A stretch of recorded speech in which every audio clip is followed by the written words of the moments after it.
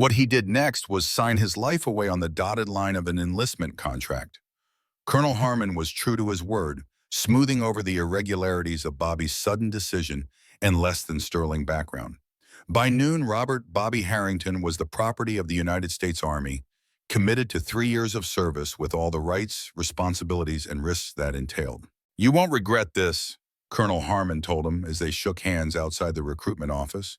"It won't be easy, but nothing worth doing ever is." Bobby thought of all the easy choices that had led him to this moment. The easy thrill of stolen cars and midnight races. The easy comfort of blame and self-pity. The easy slide into a future as constricted as Millfield itself. "I'm ready for something hard," he said, and meant it.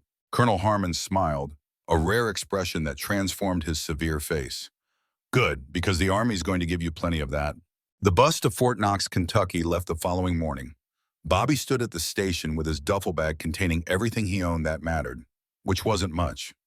His mother hugged him tightly, pressing a small box into his hand. "Your father's medals," she explained. "He'd want you to have them now." Bobby opened the box. Inside lay his father's ribbons and medals, including a Distinguished Flying Cross and a Purple Heart. Tangible proof of a courage Bobby had never witnessed, but had always doubted he possessed himself. "I'll make you proud, Mom," he promised, closing the box and tucking it carefully into his bag. "You already have," she said, and for once Bobby believed her. As the bus pulled away from Millfield, Bobby watched the town recede through the dirty window. The diner where his mother worked, the high school he'd barely attended, the streets he'd raced down in stolen cars, all of it growing smaller, less significant with each mile. He was leaving as a boy, running from consequences. He swore to himself that he would return as a man worthy of his father's medals and his mother's faith. A man Colonel Harmon would respect and Sheriff Davis would nod to on the street. A man Bobby himself could respect when he looked in the mirror. The future stretched before him, unknown and daunting. But for the first time in years, it also held possibility. And that, Bobby decided as the bus crossed the Ohio state line, was worth whatever hardships lay ahead. Chapter 2, Forging Steel. Fort Knox in the summer of 1959 was a crucible, both figuratively and literally. The heat rose from the parade grounds in shimmering waves, turning the horizon liquid. Sweat soaked through Bobby's uniform within minutes of stepping off the bus, and it didn't dry for the next 8 weeks of basic training. "Welcome to hell, ladies!" The drill sergeant's voice cut through the humid air like a bayonet. Sergeant William Iron Will Donnelly was a compact man with shoulders like boulders and a voice that could strip paint.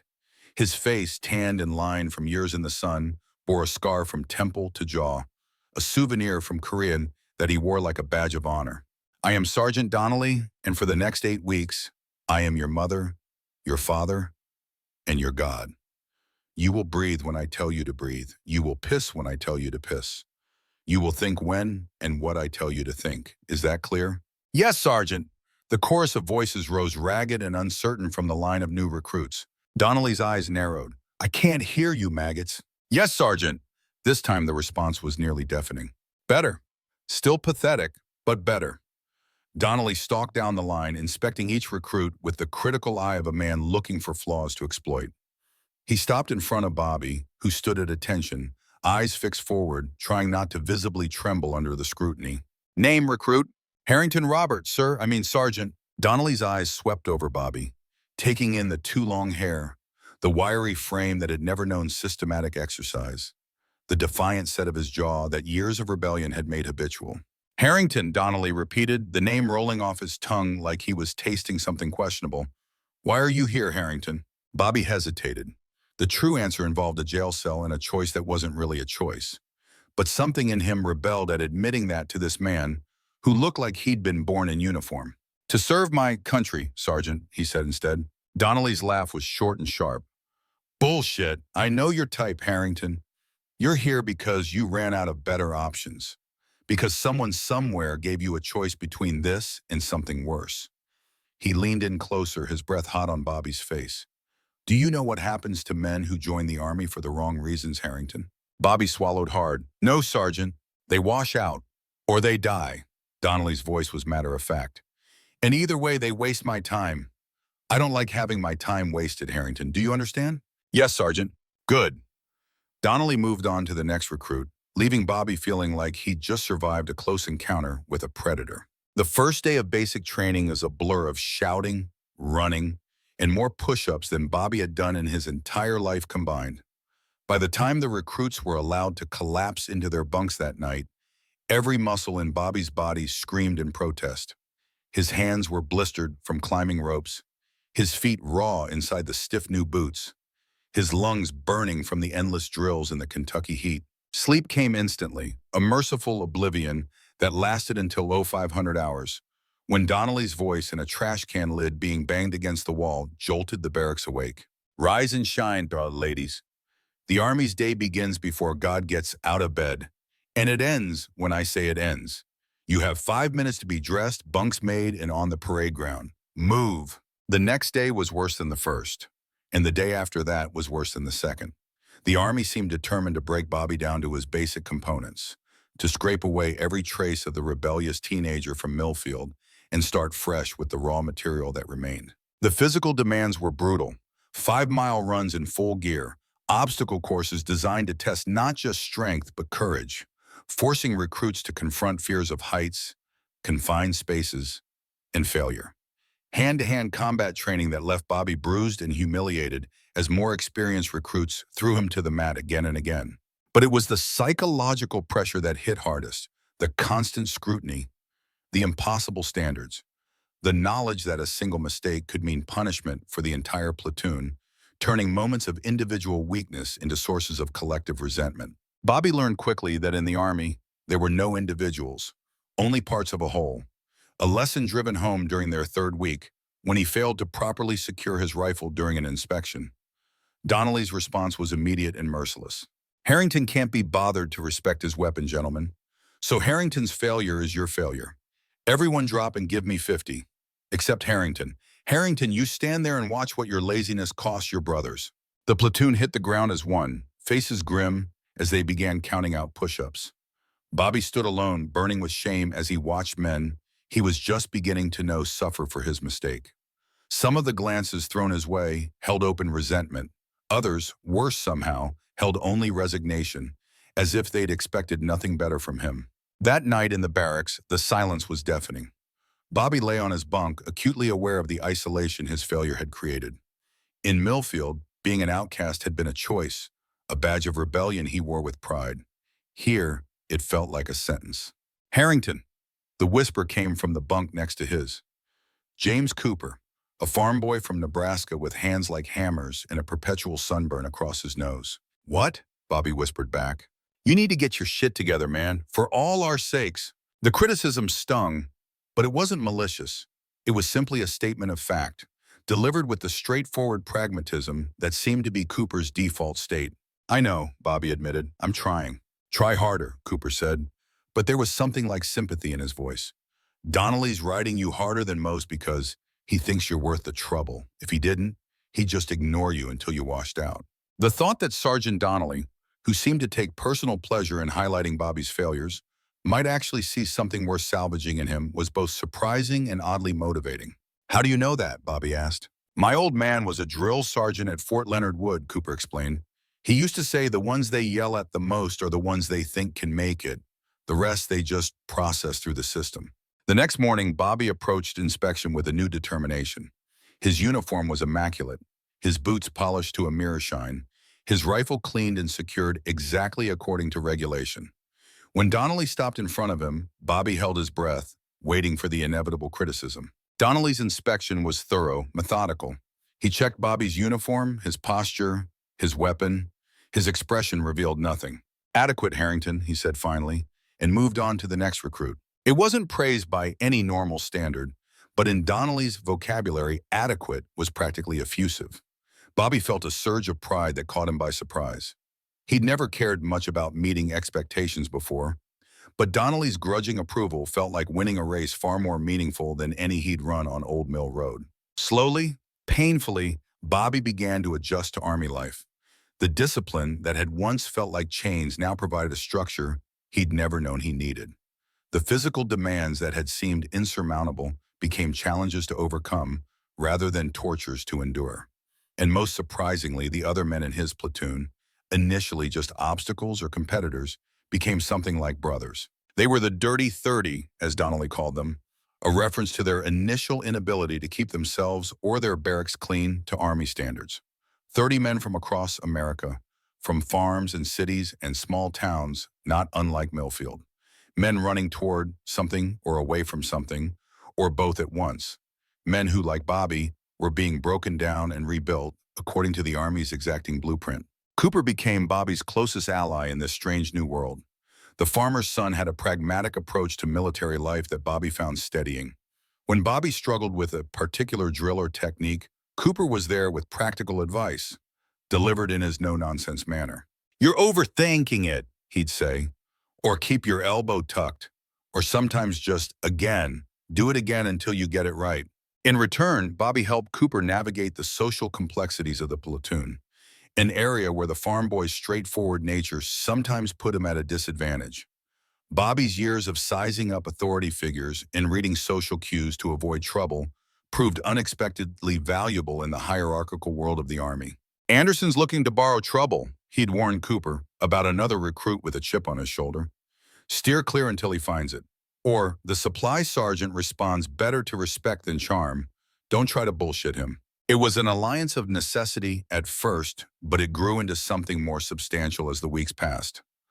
A friendship forged in shared hardship and mutual respect, tempered by Donnelly's relentless pressure and the collective struggle of basic training. By the 6th week, Bobby could run 5 miles without feeling like his lungs were on fire. He could field strip his rifle blindfolded. He could navigate the obstacle course with a kind of grim efficiency that, while not graceful, got the job done. His body had changed, baby fat burned away by exertion and replaced with lean muscle. His posture had straightened, the defensive slouch of his Millfield days replaced by the upright bearing the Army demanded. But more significant than the physical changes were the mental ones. For perhaps the first time in his life, Bobby was part of something larger than himself, something that demanded his best rather than expecting his worst. The discipline he had always chafed against in school and at home now gave his days purpose and direction. The authority he had reflexively rebelled against now provided a framework within which he could measure his own growth. It wasn't a smooth transformation. Old habits died hard. Bobby still found himself bristling at orders that seemed arbitrary or unfair. He still had moments of overwhelming homesickness for the freedom of his old life, even with all its limitations. And he still carried the weight of his past mistakes, the memory of Charlie's blood on his hands, a constant reminder of why he was here. During the 7th week, the platoon began training with the M4 Sherman tank. The massive machines dominated the training field, steel behemoths that dwarfed the men who would crew them. Bobby's first impression was one of raw power. The Sherman wasn't the most advanced tank in the world. It wasn't even the most advanced in the U.S. arsenal, but it was a formidable weapon nonetheless, a mobile fortress of armor and firepower. "The M4 Sherman," Sergeant Donnelly announced, standing beside one of the tanks with the air of a man introducing royalty, "is 26 tons of American ingenuity. It's powered by a Continental R975 C1 radial engine, has a top speed of 24 miles per hour on roads, 17 cross-country, and mounts a 75mm main gun that will ruin the day of anything it hits." The platoon gathered around, a mix of awe and apprehension on their faces. This was what they had been training for. This was what would define their service if they made it through basic training. "A tank is only as good as its crew," Donnelly continued. 5 men working in perfect coordination to make this machine the deadliest thing on the battlefield. Commander, gunner, loader, driver, assistant driver. Each with their role, each essential, each dependent on the others for survival. Bobby listened with unusual attention. Something about the tank spoke to him in a way nothing else in the Army had yet. Perhaps it was the mechanics of it, the complex interplay of systems that reminded him of the engines he'd tinkered with back in Millfield. Perhaps it was the power they represented, not the destructive power of the gun, but the protective power of the armor, the ability to move through a battlefield with a degree of safety unknown to infantry. "You'll each be assigned to tank crews for the remainder of your training," Donnelly explained. "This is not a democracy. You go where you're told, you do what you're told, and if you're very lucky, you might not get yourselves or your buddies killed when the real shooting starts." Bobby ended up assigned as an assistant driver, a position that suited his mechanical inclinations, if not his growing ambition.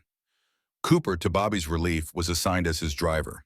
The rest of their crew included Thomas Jenkins, a college dropout from California, as gunner, William Billy Martinez, a second-generation Mexican-American from Texas, as loader, and their commander, Lieutenant Frank Morrison, a career Army man with experience dating back to the end of World War II. Their tank, officially designated M4A3E8, but known to its crew as Lucky 7, for the 7 painted on its turret, became Bobby's new home.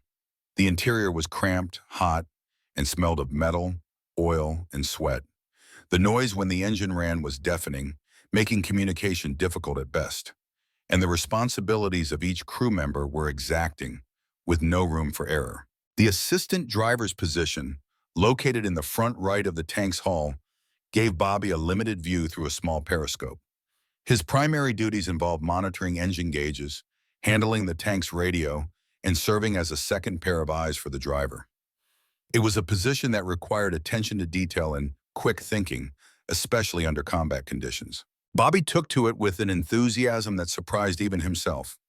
The complex systems of the Sherman fascinated him, from the transmission that converted the engine's power to movement to the intricate hydraulics of the turret. He spent his free time studying the tank's manual, absorbing every detail of its operation and maintenance.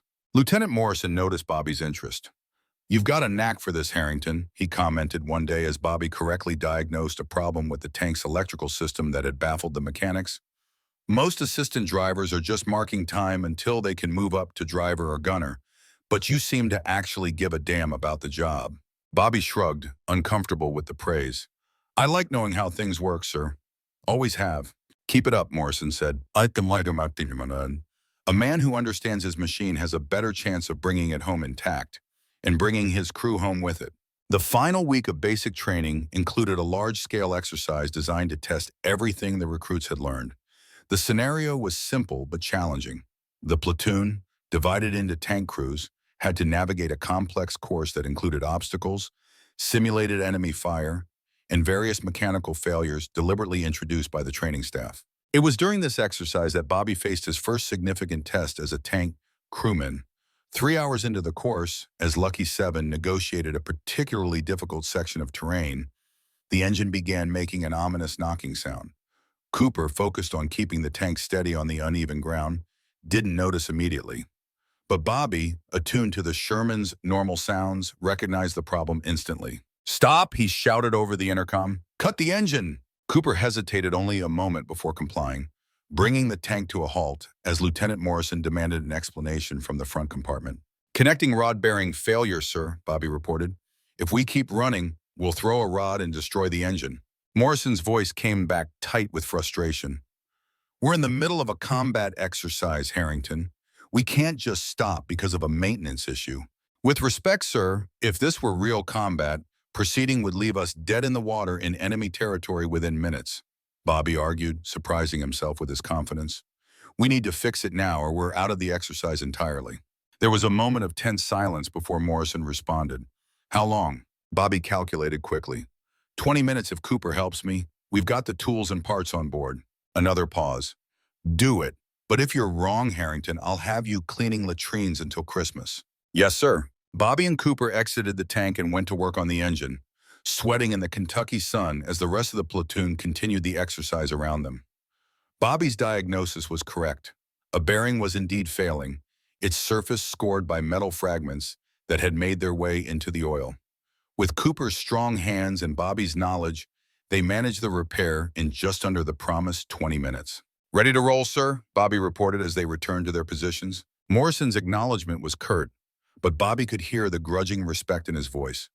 "Good work, Harrington. Cooper, let's make up for lost time." Lucky 7 roared back to life and rejoined the exercise, completing the course with time to spare despite the delay. When the platoon assembled afterward for debriefing, Sergeant Donnelly singled out Bobby and Cooper for recognition. "Harrington and Cooper demonstrated what real tankers do in the field," he told the assembled men. "They identified a problem, fixed it under pressure, and kept their vehicle in the fight. That's the difference between victory and defeat, gentlemen, between life and death when the shells are real." It was the first time Bobby had been held up as an example for positive reasons, and the feeling was intoxicating.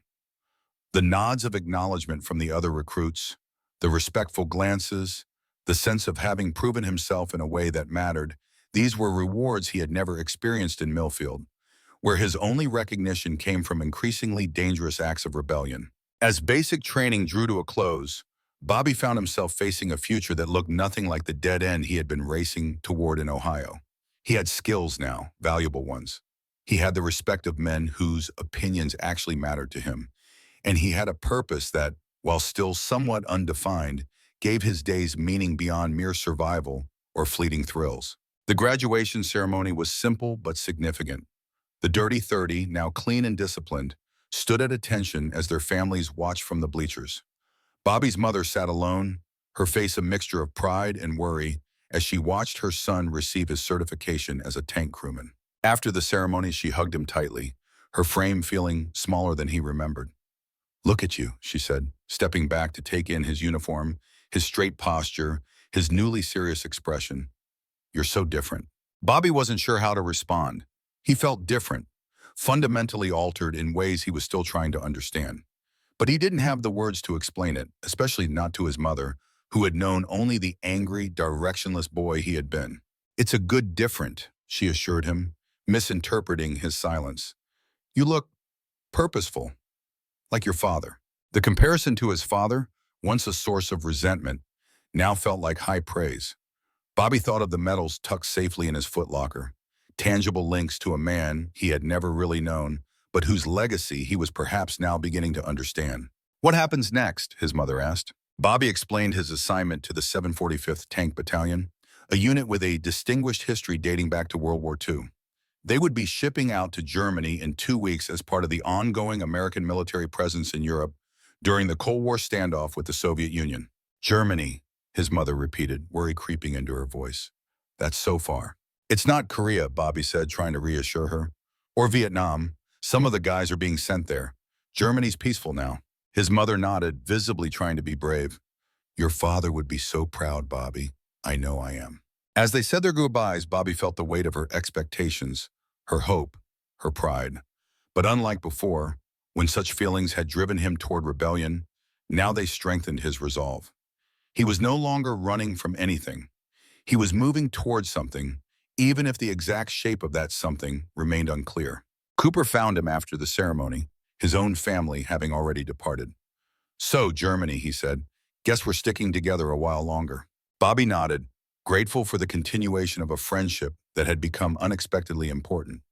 "Guess so. Try not to drive us into any ditches, farm boy." Cooper grinned, the expression transforming his usually serious face. "Try not to miss any engine problems, grease monkey." They walked together toward the barracks, their steps in unconscious unison, a small but telling indicator of how thoroughly the Army had reshaped them in just 8 short weeks. "You know what Donnelly told me?" Cooper said after a moment. "He said we're the kind of men who make good soldiers. Said we might even make good sergeants someday if we don't get killed first." Coming from Donnelly, this was effusive praise indeed. "What do you think?" Bobby asked. "You planning to make a career of this?" Cooper shrugged. "Maybe. It's better than corn and cows. You?" Bobby considered the question. 2 months ago, the Army had been merely an alternative to jail, a path chosen out of desperation rather than desire. Now it was beginning to feel like something he might actually be good at, something that could give his life direction and meaning. "Maybe," he echoed, one tour at a time. They paused outside of the barracks, looking back at the parade ground where they had suffered and grown and transformed under Donnelly's relentless pressure. The sun was setting, casting long shadows across the perfectly maintained grass. "We're not the same people who got off that bus," Cooper observed. Bobby nodded, feeling the truth of it in his bones. "No, we're not." For Cooper, a farm boy who had never left Nebraska before joining the Army, the change was primarily one of expanded horizons. But for Bobby, the transformation ran deeper. He had arrived at Fort Knox a boy running from consequences, angry at the world and himself. He was leaving as a man with a future, with skills and purpose and a growing sense of his own worth. The process had just begun. He was still rough around the edges, still carrying the scars of his past mistakes, still learning what it meant to be part of something larger than himself. But the foundation had been laid. The steel that would define Robert Harrington had entered the forge, and though the shaping was far from complete, its essential character was already becoming clear. Strong, reliable, purposeful, Like the tanks he had learned to operate and maintain, he was becoming a force to be reckoned with, not in service of destruction, but of protection, of duty, of the values that, for the first time in his life, he found himself truly believing in. As he entered the barracks to prepare for the next phase of his journey, Bobby felt a sense of anticipation rather than dread. Germany awaited new challenges, new tests of the man he was becoming. And beyond that, who knew? But for now, it was enough to have direction, to have purpose, to have left the aimless boy from Millfield behind and taken the first steps toward becoming the man he might yet be. A man his father might have recognized, a man he himself might someday be proud to see in the mirror. Germany in the winter of 1960 bore little resemblance to the shattered nation that had surrendered 15 years earlier. The economic miracle of the post-war years had transformed the country, rebuilding cities from rubble and restoring a measure of prosperity to a people who had endured total defeat. But the scars remained, visible in the occasional gap-toothed street where a building had never been replaced, in the mix of ancient architecture and hasty post-war construction, in the invisible but palpable divide between East and West. For Bobby, newly arrived with the 745th Tank Battalion at their base near the town of Grafenwohr in Bavaria, Germany represented his first real taste of the world beyond America's borders. The unfamiliar language, the ancient buildings, the different customs, even the food all served as constant reminders that he had traveled far from Millfield, both geographically and personally. The 745th, nicknamed the Iron Horsemen, had a distinguished history dating back to their formation in 1942. They had fought across Europe in World War II, participating in the Normandy landings and the Battle of the Bulge. Now, in the tense standoff of the Cold War, they formed part of America's military presence in Western Europe, a deterrent against possible Soviet aggression. Bobby's tank crew remained largely unchanged from basic training. Cooper continued as driver, with Bobby as assistant driver. Lieutenant Morrison commanded, with Jenkins as gunner. The only change was at loader, where Martinez had been replaced by a new arrival, Peter Swede Bergstrom, a hulking Minnesotan of Swedish descent, whose size and strength made him ideal for the physically demanding role of loading the tank's main gun.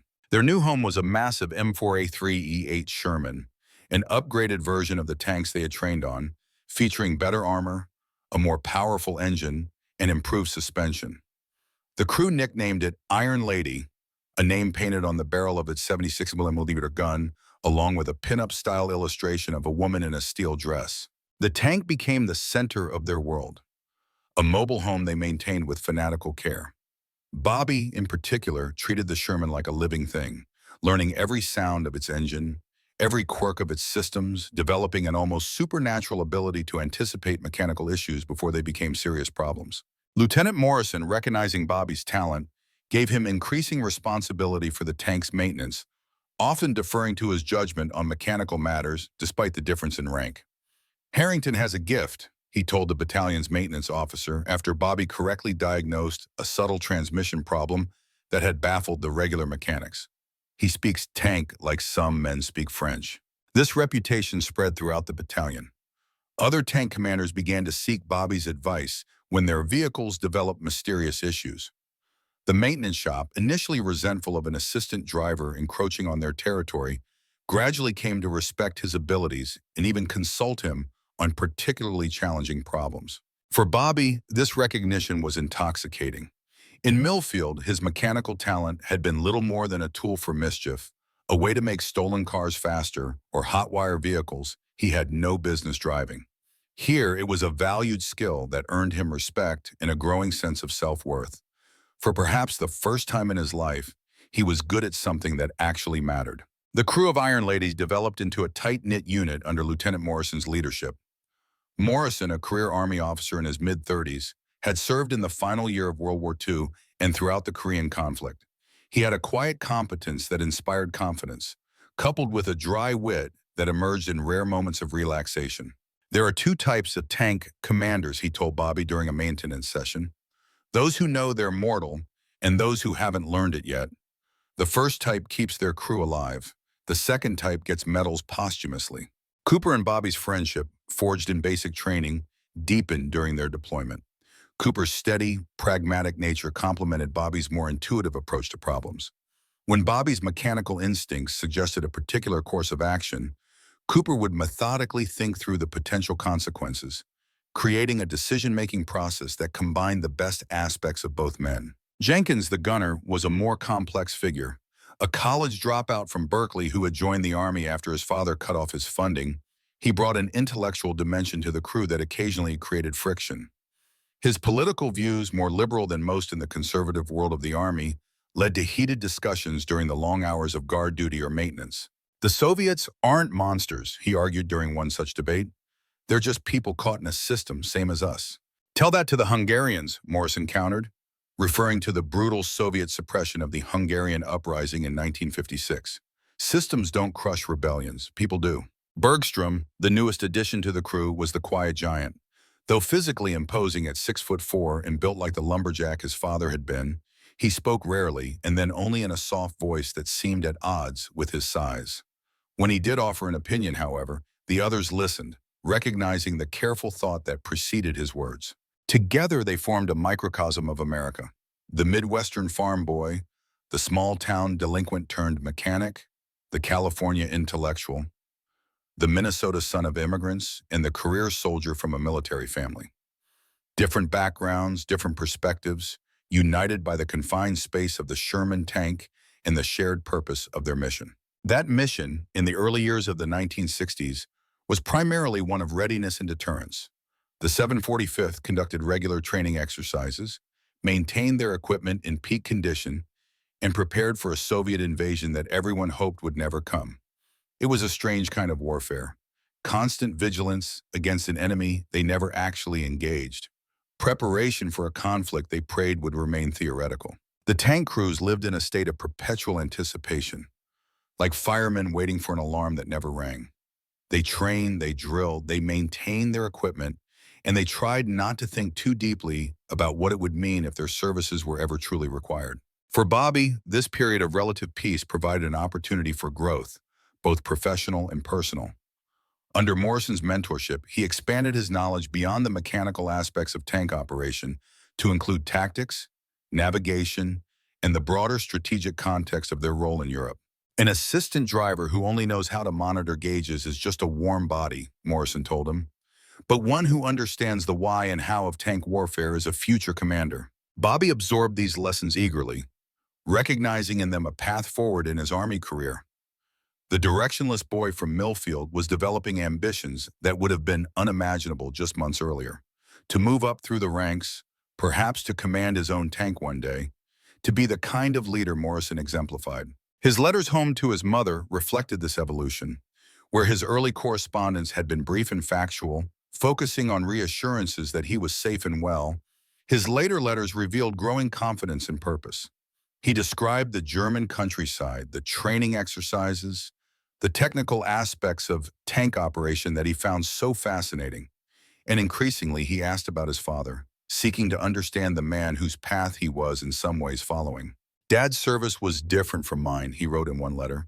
The Navy is a world away from the Army, and pilots live a different life than tank crews, but I think I understand him better now. The commitment it takes, the responsibility. I wish I could talk to him about it. His mother's replies were treasured lifelines to home, filled with news of Millfield. Charlie Blake had recovered fully and was attending community college. Updates on her work at the diner, she'd been promoted to manager, and carefully chosen memories of his father that painted a more complex picture than the mythic figure of Bobby's childhood. Your father struggled after World War II, she wrote in response to his questions. The things he'd seen and done weighed on him. He never talked about them directly, but they were there in his nightmares, in the way he would sometimes stare into space for hours. When Korea came, part of him was relieved to have purpose again, I think. He was a man who needed a mission.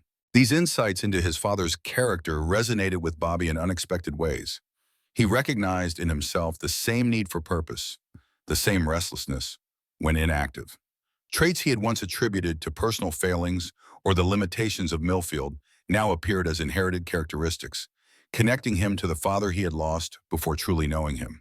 The winter of 1960 gave way to the spring of 1961, bringing with it an escalation in Cold War tensions. The failed Bay of Pigs invasion in April heightened the sense that conflict with the communist bloc could erupt at any moment. For the 745th, this meant increased readiness, more frequent exercises, and a general tightening of discipline. It was during one such exercise in May that Bobby faced his first significant test as part of Iron Lady's crew. The scenario was complex. The battalion, playing the role of a defensive force, was to hold a strategic river crossing against a simulated Soviet advance. Iron Lady was positioned on the left flank, guarding an approach through dense forest that the exercise planners had deemed unlikely but possible for enemy armor to use. The day dawned misty and cool, the German forest shrouded in fog that reduced visibility to mere yards. Inside the tank, the crew maintained radio silence, as per the exercise parameters, relying on visual signals and their knowledge of the overall plan. Morrison stood in the commander's hatch, scanning the trees for any sign of the enemy forces played by another American unit. Bobby, at his assistant driver's position, monitored the gauges and kept watch through his periscope, though the fog made this largely an exercise in futility. Cooper sat ready at the driver's controls, engine idling, prepared to move at Morrison's command. In the turret, Jenkins and Bergstrom waited, the gun loaded with a training round that would emit colored smoke rather than an explosive charge if fired. The attack, when it came, emerged not from the expected direction, but from behind them, a flanking maneuver that caught the entire defensive line by surprise. The enemy had found an old logging road not marked on their maps, allowing them to circle around and strike from the rear. The first indication of trouble was Morrison's urgent voice through the intercom. "Contact rear! Cooper, reverse! Jenkins, traverse turret 180 degrees!" The tank lurched as Cooper engaged the reverse gear, the engine roaring as it strained to turn the 38-ton vehicle in the soft forest soil. Jenkins swung the turret around, bringing the gun to bear on the approaching threat, while Bergstrom readied another training round. Through his periscope, Bobby caught glimpses of movement, other Shermans marked with red identification panels to designate them as opposing forces, emerging from the fog like ghostly predators. 3, maybe 4 tanks, advancing in a wedge formation. "Target identified," Jenkins reported. "Enemy armor at 200 yards and closing." "Fire when ready," Morrison ordered. Jenkins squeezed the trigger, sending the training round downrange with a distinctive thump. Outside, a burst of blue smoke indicated a hit on the lead enemy tank, signifying a theoretical kill. But the victory was short-lived. Even as the destroyed tank pulled to the side, the others continued their advance, and now more were visible behind them. The entire enemy force had committed to this surprise attack. "We're outnumbered," Morrison announced, his voice calm despite the situation. "Cooper, get us to secondary position Delta. We need to regroup with the rest of the platoon." Cooper accelerated, the tank lurching backward before he managed to execute a tight turn between the trees. As they maneuvered, Jenkins continued to engage targets of opportunity, scoring another hit before they broke contact and headed for the fallback position. It was during this retrograde movement that disaster struck. As they crossed a small stream, the tank suddenly lurched to one side, the right track sinking into what appeared to be a solid ground, but was actually a concealed mud pit. The engine roared as Cooper tried to power through, but the track only sank deeper. "We're stuck," Cooper reported, frustration evident in his voice.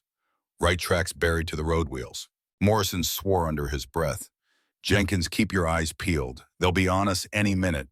Bergstrom prepared to defend the tank if necessary. While the others focused on the tactical situation, Bobby's mind raced through potential solutions to their mechanical predicament. The conventional approach would be to call for a recovery vehicle, but that would take time they didn't have. And in a real combat situation, it could mean death for the entire crew.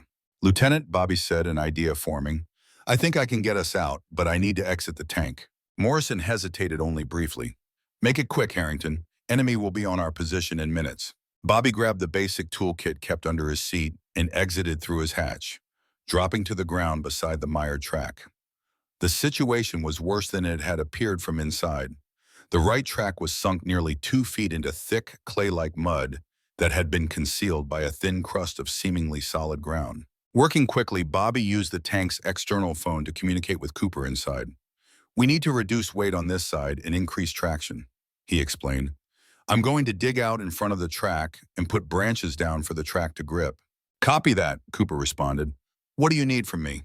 "When I give the signal, reverse at quarter speed, then forward, like you're rocking a car out of snow. But not until I signal. I need to rig this first." Bobby worked frantically, digging channels in front of the track while dragging fallen branches from the forest. He positioned them carefully, creating a makeshift path that would give the track something to grip other than the slippery mud. All the while, he was acutely aware of his vulnerability outside the protective armor of the tank, and of the limited time before the opposing force reached their position. Finally satisfied with his preparations, Bobby gave Cooper the signal. Now, reverse slow. The tank's engine roared, the track spinning as Cooper executed the maneuver exactly as instructed. At first, nothing happened. Then gradually, the right track began to rise, climbing up the branch path Bobby had created. When the track was partly free, Cooper shifted to forward motion as Bobby had directed, rocking the massive vehicle. With a sucking sound, the tank pulled free of the mud pit, lurching forward onto solid ground. Bobby didn't wait for congratulations. He grabbed his tools and swung back into the tank through his hatch, securing it behind him just as Cooper got them moving toward the fallback position. "Nice work, Harrington," Morrison said, his tone suggesting this was the highest praise he was capable of giving. They reached the secondary position, just as the rest of their platoon arrived, having been forced back by the surprise attack. The exercise continued for several more hours, ultimately ending in a tactical victory for the opposing force, but with commendations for several units, including Iron Lady, for effective delaying actions that prevented a total breakthrough. During the after-action review, the battalion commander singled out Bobby's quick thinking. Private Harrington's initiative in freeing his tank from a difficult situation exemplifies the kind of problem-solving we need from every soldier. In real combat, that kind of action could make the difference between victory and defeat, between life and death. The recognition felt different from that which Bobby had received after the basic training exercise. Then he had been proud, but still somewhat surprised by his own capabilities. Now the acknowledgement felt more like confirmation of something he already knew, that he had found his place, his purpose, his identity as a soldier and a tank crewman. That evening, as the crew relaxed in the enlisted men's club, Morrison joined them, an unusual occurrence that indicated the significance of the day's events. He bought a round of beers, raising his glass in a toast. "To Iron Lady and her crew," he said, "who demonstrated today that they know their charm and then some." The others raised their glasses, but Morrison wasn't finished. "And to Private First Class Harrington, who is hereby promoted to corporal, effective immediately." Bobby nearly choked on his beer. Promotions to corporal typically took at least 18 months of service. He had been in the Army barely 9. "Sir," he managed, certain he had misheard. "Battalion commander approved it this afternoon," Morrison confirmed. "Field promotion based on exemplary performance. Don't let it go to your head, Corporal. Just means more responsibility." The others congratulated him, Cooper with a solid clap on the back, Jenkins with a wry, "Don't forget us, little people," and Bergerstrom with a mum and a rare smile. But it was Morrison's words that stayed with Bobby as the evening progressed. More responsibility. Not a reward, but a recognition that he could and should carry a greater burden, make more significant contributions. Later, as they walked back to the barracks, Cooper nudged Bobby's shoulder. "Corporal Harrington has a nice ring to it. Your old man would be proud." Bobby thought of his father's medals, still kept in their box in his footlocker. "Yeah," he said softly, "I think he might be." That night, before sleep claimed him, Bobby wrote a letter to his mother sharing the news of his promotion and the events that had led to it. As he wrote, he realized how far he had come from the angry, directionless boy who had stood in Sheriff Davis's office just 9 months earlier, facing jail time for a reckless race that had nearly killed his friend.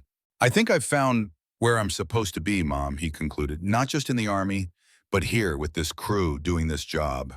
For the first time in my life, I feel like I'm exactly where I need to be." The summer of 1961 brought new tensions to Germany as the situation in Berlin deteriorated. The flow of refugees from East to West Berlin had become a flood, a daily humiliation for the Soviet-backed East German government and a propaganda victory for the West. By August, it was clear that the communist authorities intended to take dramatic action to stem the tide. That action came on August 13th when East German troops began erecting barbed wire barriers along the border between East and West Berlin, the first step in what would become the Berlin Wall. The 745th, like all American units in Germany, was placed on high alert, ready to respond if the situation escalated to open conflict. For 2 weeks, the battalion maintained combat readiness, tanks fueled and armed, crews sleeping beside their vehicles, prepared to move at a moment's notice. The tension was palpable, a constant pressure that wore on even the most experienced soldiers. For many, including Bobby, this was the closest they had come to actual combat, the nearest thing to the war they had trained for but hoped never to fight. "What do you think will happen?" Cooper asked one night as they sat beside Iron Lady under a starlit sky, sharing a pack of cigarettes while the rest of the crew tried to sleep. Bobby took a long drag considering the question. "Morrison thinks it won't come to fighting," he said finally. "Says neither side really wants a war. It's all about saving face now." "And if he's wrong?" Bobby looked toward the east, as if he could see all the way to Berlin from their position in Bavaria. "Then we do what we're trained to do and hope to God our training is enough." The crisis eventually subsided without direct military confrontation, though the Berlin Wall would stand as a concrete symbol of the Cold War divide for decades to come. For the men of the 745th, the experience left a lasting impression, a vivid reminder that their role was not merely theoretical, that the peace they helped maintain was fragile and constantly threatened. As the battalion returned to its normal routine of training and maintenance, Bobby found himself increasingly drawn to tactical and leadership aspects of tank warfare. His promotion to corporal had given him new responsibilities, including occasionally leading small maintenance teams and participating in planning sessions for training exercises. Morrison encouraged this growth, providing books on armor tactics and opportunities to practice leadership skills. "You're not going to be an assistant driver forever, Harrington," the lieutenant told him. "Best start preparing for what comes next." What came next in the spring of 1962 was an opportunity Bobby had not anticipated. Jenkins, the gunner, received orders transferring him to a training unit back in the States, creating a vacancy in Iron Lady's crew. Morrison called Bobby to his office to discuss the situation. "I'm recommending you for gunner," he said without preamble. "Cooper stays as driver. We'll get a new assistant driver." Bobby was momentarily speechless. Gunner was a prestigious position, typically filled by soldiers with more experience than he had. It involved not just operating the tank's main armament, but understanding complex ballistics, range finding, and fire control procedures. "Are you sure, sir?" he asked when he found his voice. "I've never fired the main gun outside of basic training." Morrison's expression was unreadable. "You've spent the last 6 months studying every manual on tank operations you could get your hands on. You've asked more questions about gunnery than Jenkins ever did, and you've got something he doesn't: mechanical intuition. You understand the gun as a system, not just a tool." Put that way, it made sense. Bobby had indeed absorbed everything he could about the tank's weapon systems, partly out of general interest and partly because understanding the turret mechanics helped him maintain the vehicle more effectively. "Thank you, sir," he said. "I won't let you down." "See that you don't," Morrison replied, "because in combat, the gunner is the one who determines whether we kill or get killed. It's not a responsibility I'd entrust to just anyone." The transition from assistant driver to gunner was challenging, but exhilarating. The gunner's position in the turret offered a completely different perspective on tank operation. Instead of the limited view through a periscope, Bobby now had access to the gunner's sight, which provided a magnified view of potential targets. Instead of monitoring engine gauges, he now controlled the 76mm main gun and the coaxial machine gun, weapons capable of destroying enemy armor or suppressing infantry. The learning curve was steep. Bobby spent hours practicing with the rangefinder, developing the ability to quickly estimate distances and adjust for factors like wind and vehicle movement. He familiarized himself with the different types of ammunition the Sherman could use: armor-piercing for enemy tanks, high explosive for infantry and structures, white phosphorus for creating smoke screens. Each had its specific applications, advantages, and limitations. Cooper, now the most experienced member of the crew aside from Morrison, helped where he could, but much of Bobby's training came from the battalion's gunnery sergeant, a weathered veteran named Preston, who had served in tanks since the late stages of World War II. "Forget everything you think you know about shooting," Preston told Bobby during their first training session. "Hitting a target from a moving tank is nothing like anything you've done before. It's part science, part art, and part black magic." Preston was a demanding instructor, accepting nothing less than excellence and making Bobby repeat drills until his eyes burned and his hands cramped from manipulating the controls. But the results spoke for themselves. By the time the battalion's quarterly gunnery qualifications came around, Bobby had developed into one of the more accurate gunners in the unit, earning a score that placed Iron Lady among the top 3 tanks in the company. Not bad for a former grease monkey, Morrison commented after the results were posted, though I'd expect nothing less from my crew. The new assistant driver, a fresh-faced recruit named Thomas Reynolds just out of basic training, looked at Bobby with undisguised admiration. How did you learn so fast, Corporal? I can barely keep track of the engine gauges. Bobby thought of his own early days in the position, the hours spent studying manuals and picking the brains of more experienced crewmen. One system at a time, he advised. Learn the engine first, then the electrics, then the drivetrain. It's less overwhelming that way. Reynolds nodded earnestly. Yes, Corporal, I'll do that. The corporal still sounded strange to Bobby's ears, a reminder of how quickly his status had changed. In less than a year, he had gone from a new recruit to a non-commissioned officer with real responsibility for both equipment and personnel. The boy from Millfield who had struggled with any form of authority was now himself a figure of authority, albeit a minor one. This transformation continued as 1962 progressed. Bobby's natural mechanical aptitude, combined with his growing tactical knowledge and leadership skills, made him an increasingly valuable member of the battalion. When Morrison was briefly hospitalized with appendicitis in the fall, Bobby found himself temporarily elevated to acting tank commander, responsible for leading the entire crew during a major training exercise. The experience was both challenging and illuminating. As assistant driver and then gunner, Bobby had been responsible primarily for his own tasks.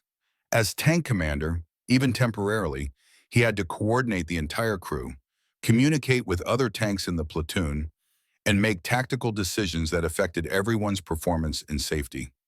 It was a level of responsibility he had never faced before, not in the Army, and certainly not in his previous life.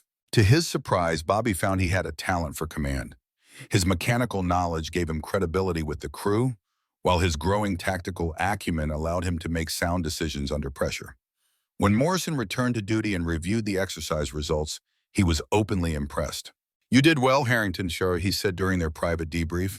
Better than I expected, and I expected a lot. Bobby accepted the praise with a mixture of pride and humility. The crew made it easy, sir. They know their jobs. Morrison nodded. True, but a crew needs direction, especially in chaos. You provided that. He paused, seeming to weigh his next words. I'm putting in a recommendation for you to attend Tank Commander School next rotation. With your performance record, it should be approved without issue. Tank Commander School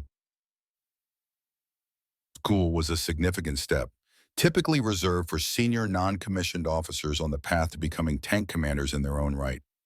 For Bobby, not yet 21 years old and with less than 2 years of service, it represented an accelerated path that would put him well ahead of his peers.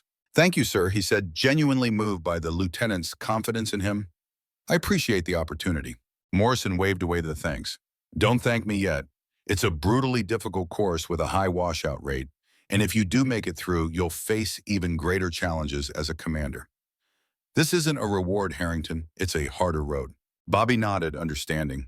Every step up the ladder brought greater responsibility, higher stakes, more lives potentially affected by his decisions. It was a sobering thought, but also an exciting one. The directionless boy from Millfield had found not just direction but purpose, not just a job but a calling. As 1962 drew to a close, the 745th prepared for another round of winter exercises, designed to test their ability to operate in the harsh conditions of the European winter. Snow blanketed the Bavarian countryside, transforming the familiar training grounds into challenging terrain that tested both men and machines. Iron Lady, thanks in large part to Bobby's mechanical vigilance, performed admirably despite the conditions. While other tanks struggled with frozen fuel lines and engines that refused to start in the bitter cold, their Sherman ran without issue, its systems carefully winterized according to Bobby's exacting standards. The exercise culminated in a simulated defense of a small German village against an attacking force, with Iron Lady assigned to a key junction controlling access to the village center. Bobby, in his gunner's position, had a clear view of the approaches, his sighting scope adjusted for the snowy conditions. The attack began at dawn, enemy tanks appearing as dark shapes against the white landscape, their approach heralded by the distant rumble of engines. Bobby tracked the lead tank through his scope, making minute adjustments as it advanced. Target identified, he reported. Enemy armor at 800 yards, approaching from the northeast. Confirmed, Morrison responded from the commander's position. Load armor piercing. Bergstrom slammed a training round into the breech with practiced efficiency. AP loaded and ready. Fire when ready, Morrison ordered. Bobby drew a deep breath, centering the crosshairs on the vulnerable point where the enemy tank's turret joined the hull. He squeezed the trigger, feeling the familiar recoil as the gun fired, the shell racing toward its target, trailing blue smoke that marked it as a training round. The hit was perfect, a direct strike that would have penetrated armor in a real engagement.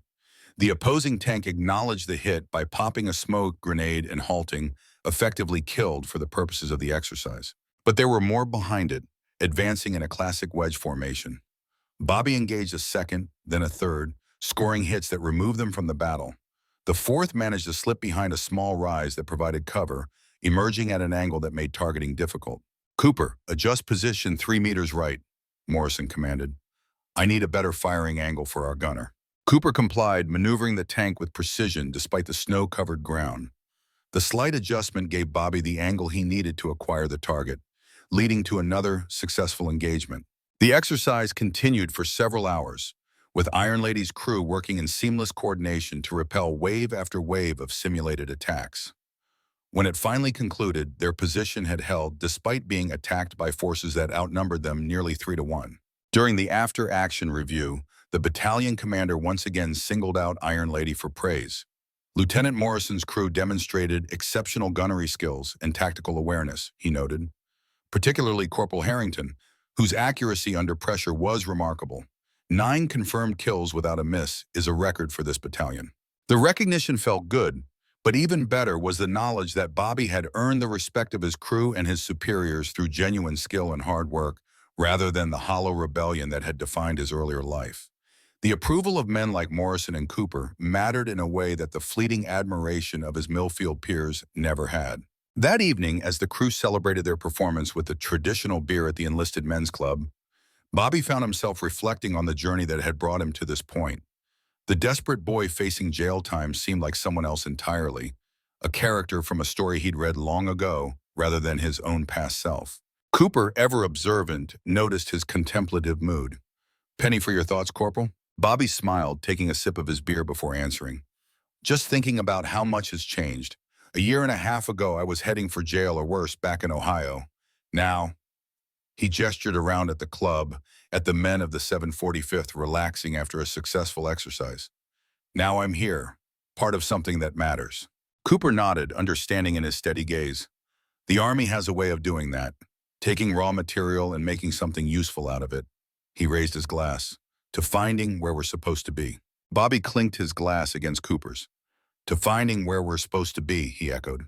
And as he looked around at his crew, at the men who had become more than colleagues or even friends, something closer to brothers, Bobby felt a sense of belonging that had eluded him his entire life. Here, in this unlikely place, among these diverse men united by a common purpose, he had found his home. Not a physical place, but a state of being, a sense of purpose, of value, of contribution to something larger than himself. The boy from Millfield had traveled far, not just in miles, but in personal growth.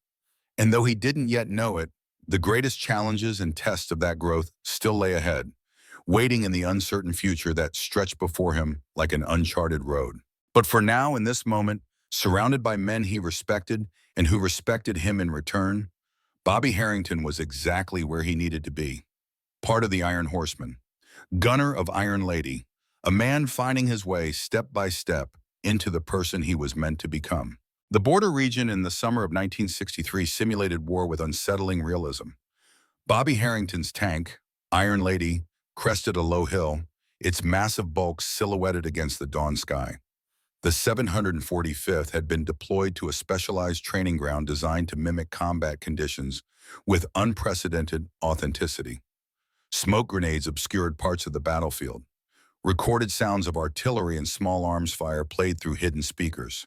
Local recruits played the part of civilians, adding the complication of non-combatants to the tactical scenario. Bobby occupied the gunner's position, his eye pressed to the sight as he scanned the terrain ahead. Lieutenant Morrison stood in the commander's hatch, binoculars raised, while Cooper managed the controls with the steady hands that had become his trademark. Bergstrom and Reynolds, their newest crew member, remained vigilant at their stations. "Movement, 10 o'clock, Morrison announced. "Infantry in the tree line." Bobby swung the turret smoothly, bringing the coaxial machine gun to bear on the position Morrison had indicated. Through his magnified sight, he could see figures moving among the trees, dressed in non-standard uniforms meant to represent insurgent forces. "I see them," he confirmed. "Permission to engage with Cokes?" "Negative," Morrison replied. "They're too close to the civilian settlement. We need positive identification." The scenario was deliberately complex. The 745th was tasked with securing a strategic crossroads while distinguishing between hostile forces and civilian refugees fleeing the conflict. It was the kind of nuanced situation that real combat often presented, where the rules of engagement required judgment beyond simply identifying targets. "Cooper, advance to checkpoint Bravo," Morrison ordered. "Slow and steady. We don't want to spook the civvies." "Roger that," Cooper replied, easing the Sherman forward. As they approached the tree line, Bobby kept his sights trained on the figures moving among the foliage. Some carried what appeared to be rifles, while others seemed to be assisting wounded comrades. The distinction between combatant and non-combatant blurred in the haze of simulated battle. "Sir, I'm seeing armed personnel mixing with unarmed," Bobby reported. "Can't get a clean shot without risking civilians." Morrison's response was immediate. "Hold fire. We'll move to flank position and try to separate them." Bobby's finger remained poised over the trigger, a bead of sweat trickling down his temple despite the tank's cooling system. The knowledge that this was an exercise, that the civilians were actors and the insurgents, fellow soldiers, did little to reduce the tension. The 755th took these scenarios with deadly seriousness, understanding that the lessons learned here could save lives in actual combat. Cooper maneuvered the tank with precision, bringing them around to a position that would allow Bobby a clearer line of fire at the armed figures without endangering the civilians. It was textbook tank tactics, the kind of coordinated movement that the crew had practiced countless times. But war, even simulated war, rarely conforms to the textbook. As Iron Lady reached its new position, a flash of movement caught Bobby's eye. A figure darted from the tree line, sprinting toward their tank with alarming speed. In his hand was what looked like a satchel, the universal visual shorthand in these exercises for an explosive device. "Contact front! Suicide bomber!" Bobby called out, already swinging the coaxial machine gun to track the approaching threat. "Take him down," Morrison commanded. Bobby squeezed the trigger, sending a burst of blanks toward the charging figure. The man stumbled, the explosive training prop falling from his grasp as he enacted a convincing death on the dusty ground. No sooner had the threat been neutralized than all hell broke loose. From the tree line, a fusillade of blank fire erupted, the crack of rifles accompanied by the distinctive sound of machine guns. The insurgents had used the bomber as a distraction to initiate their main attack. "Multiple hostile contacts," Bobby reported, traversing the turret to engage the new threats. "They're using the civilians as cover." Morrison's voice remained calm despite the chaos unfolding around them. "Bergstrom, load HE.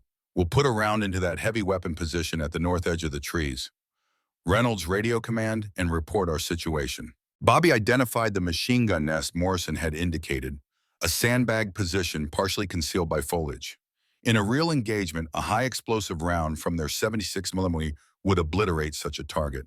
But this was an exercise, and the round Bergstrom loaded contained only a smoke marker to indicate the impact point. "He loaded and ready," Bergstrom confirmed. "On my mark," Morrison said. "Fire." Bobby squeezed the trigger, feeling the familiar recoil as the main gun discharged. A moment later, a cloud of red smoke erupted around the machine gun position, signifying a direct hit that would have eliminated the threat in actual combat. But the situation continued to deteriorate. More insurgents appeared, some taking positions behind groups of civilian role players. The scenario was testing not just the crew's combat effectiveness, but their ability to make split-second ethical decisions under pressure. "Sir, civilians moving into our line of fire," Bobby reported, frustration evident in his voice. "Can't engage without hitting non-combatants." Morrison studied the battlefield through his binoculars, assessing their increasingly limited options. "Cooper, reverse 5 meters. We need to create space." As Cooper began to back the tank, a new development caught Morrison's attention. A group of civilian role players had become trapped between their position and an advancing group of insurgents. In the confusion, they were heading straight for an area marked as a minefield for purposes of the exercise. "Civilians moving into danger zone," Morrison announced. If this were real, they'd be walking into a minefield. The exercise protocol was clear. They were to treat the scenario as real, to make decisions as if actual lives hung in the balance. By those rules, they should remain in position, engage the enemy forces they could target cleanly, and allow the exercise controllers to record the civilian casualties for the after-action review. Bobby watched the group through his sight, a mixture of men, women, and children role players, their faces convincingly etched with fear as they fled toward what would, in a real situation, be their deaths. "Sir," he said, knowing he was potentially overstepping his role, "we can't just let them walk into that minefield." For a moment, Morrison was silent, weighing tactical considerations against humanitarian ones. Then decisively, "Cooper, advance to intercept the civilian group. Bobby, prepare to provide covering fire over their heads. Reynolds, get on the external speaker and warn them about the minefield." The orders contradicted the tactical playbook. They were exposing themselves to enemy fire, potentially compromising their position for people who, in this exercise, were merely actors playing a part. But they were acting as they would in reality, where the protection of innocent life would take precedence over tactical advantage. Cooper drove the tank forward, placing its bulk between the civilians and the insurgent positions.